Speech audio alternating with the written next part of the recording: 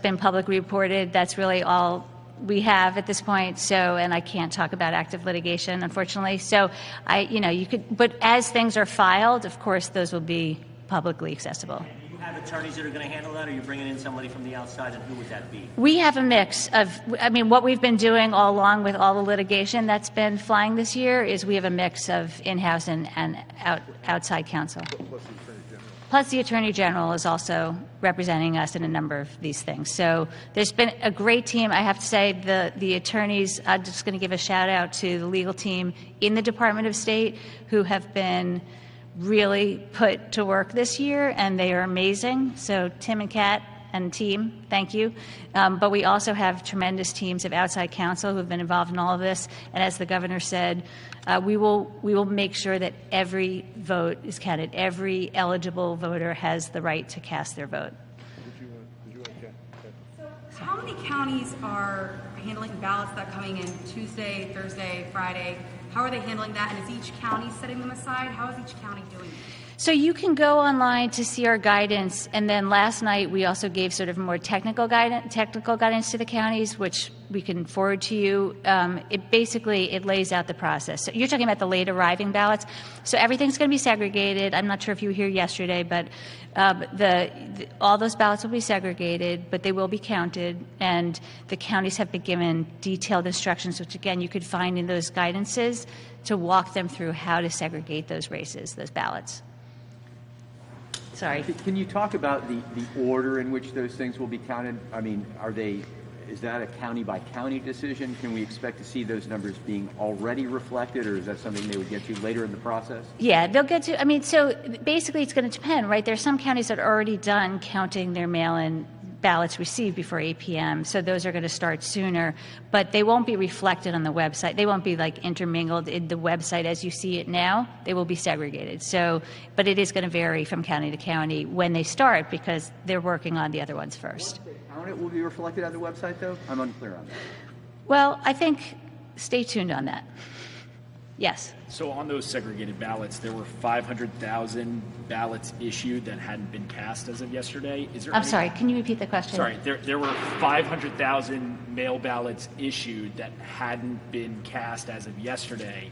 Is there a way for the state to determine how many of those 500,000 people chose to vote in person instead, or do we need to operate under the assumption that all 500,000 could come in before Friday? So all that will be trackable, but we won't have it today. So basically between provisional ballots and the poll books, and then of course the mail-in ballots, as you all know, like only one vote can be counted for any voter. So you'll be able to see all of that, but it will take some time for that data to be quantified. Yes, sir. Last night, I think your comment was that you didn't know how many mail-in ballots had arrived yesterday. Do we know yet how many ballots arrived yesterday? What is the number of mail-in ballots? I don't have that with me this morning, but check on the dashboard, and that will be updated throughout the day. Yeah, sorry. Jan?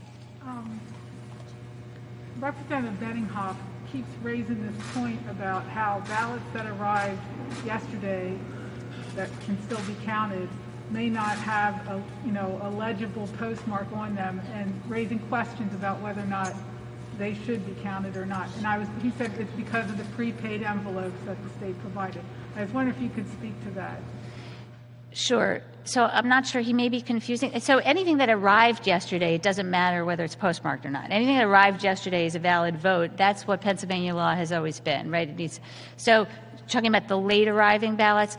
So the postmark, first of all, the way we did prepaid postage in Pennsylvania is we went to the counties where they are. So if they wanted it to be through their business reply mail, USPS permit, we did it that way. If they wanted to literally have us reimburse them for stamps or metered postage, we did it however they want. So some of them are not even, and I don't remember how many, but we could get you that information, how many counties are using business reply mail.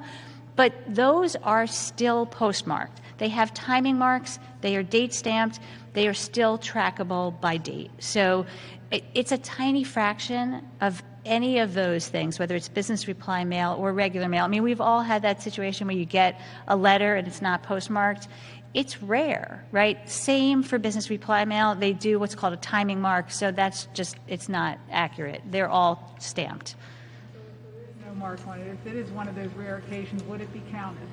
So under the current Pennsylvania Supreme Court decision, which is currently the law, yes, as long as there's no affirmative evidence that it was postmarked after November 3rd, as long as it's received by November 6th at 5 p.m., it will be counted. Yes. It's my understanding that the state's website is showing 18 counties with 0% mail-in ballots counted. Is that accurate? Do you have any insight into that? So, what I would suggest, sometimes counties are uploading on their own websites and haven't transmitted the file to the Department of State because, they have their own local races. So I urge you, if you see any, and this is what we're going to be doing throughout the day, go to the county website. You should always do that. It's a great way to double check.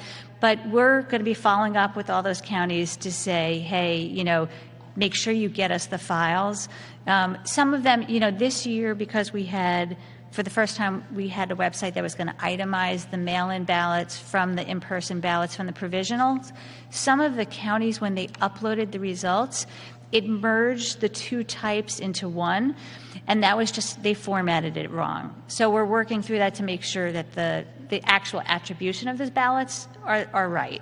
You've noticed that there's a larger than expected number of counties that have reported Yeah, it doesn't mean that they haven't counted. It may just mean that it's just not uploaded to the Department of State website yet. So I do urge you to check the county websites and see if that's available on their website. Last thing, I'm sorry, if I can just double back on something. If I heard you correctly in your introductory remarks, it was between 2.5 and 3 million mail-in ballots. Is that, and you're roughly 50%? If you could speak with as much specificity as possible regarding that would be helpful. Well, I think, the numbers that I gave yesterday, it was just under 2.6 million, as I recall. But again, I'm not sure what has additionally come in. But so as of yesterday, at some point, it was just under 2.6 million that had been cast. And that's when I think I said it was 83% or something like that. So we can get back to you. Again, go on the website. You'll have that information available to you.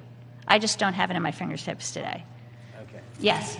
Can you tell us how many mail-in ballots are outstanding on a county-by-county breakdown, or is that also on the website? It's on the website. Yep. So if you go to the regular ENR reporting website, it also tells you that you can click on the supplemental dashboard. And you click on that, it breaks down. There's a tab for mail ballots that breaks it down by county, how many have been cast, how many have been counted, and how many are remaining. There's a tab for in-person precincts reporting, broken down by county, so it'll tell you how many precincts are in each county, how many are fully reported. There's a tab for provisional ballots, but you won't see those numbers yet. Kathy, I think we have a question. Okay, thank you. No? Oh, you didn't. Oh. I want to cite Lancaster County because what they're saying is that if they count anything that you're authorizing them to segregate, they won't be able to go back if there's some ruling and remove those counts. What's your response to that? It's not accurate. And again, we sent an email to the counties yesterday. We spoke, I think I said this yesterday, we spoke to all of the voting system vendors. It is absolutely feasible not even challenging. I mean, there are different ways to do it. You can use different machines, you can use different memory sticks, you can absolutely segregate them. That's not going to be a problem. So we reached out we sent this email to the counties giving them instructions, advising them to talk directly to their voting system vendors. What does the state do if they don't comply, if they don't count? We'll cross that bridge when we get there. I expect them all to comply. All right? Thank you. Thank you.